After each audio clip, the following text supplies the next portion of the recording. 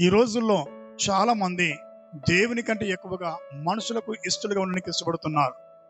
మనుషుల్ని మెప్పించడానికి, మనుషుల్ని ఒప్పించడానికి, మనుషుల కోరికలు తీర్చడానికి, మనుషులకు ఇష్టలుగా జీవిస్తున్నారు గానీ, దేవునికి ఇష్టలుగా జీవించడం చాలా ప్రధానమైనది.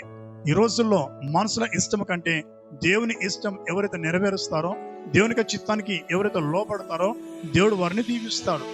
మోషే నాయకత్వంలో ఇశ్రాయేల్ ప్రజలు నడిపిస్తున్న కాలంలో అనేకులు దేవునికి చిత్తం కాకుండా, దేవునికి ఇష్టకరంగా ఉండకుండా వారి ఇష్టానుసారంగా ప్రవర్తించి దేవుని దుఃఖపెట్టినందువల్ల అరణ్యములోనే సంహరింపబడ్డట్టుగా చూస్తున్నాం.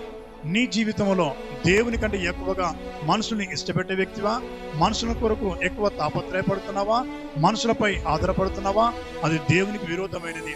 ఈ రాత్రి, ఈ దినం నీ జీవితంలో అద్భుతముగా దేవునిపై ఆధారపడి దేవునికి ఇష్టడుగా నువ్వు ఉండగలిగితే అప్పుడు నీ జీవితంలో గొప్పకరం చూడబోతున్నావు. అందుకని దేవుని యొక్క లేఖనంలో దావీదు రాజు చూసుకుంటాడు, ఆయన ఇదిగో నేను ఆయనకి ఇష్టం కనుక నన్ను ఆయన తప్పించను అంటాడు.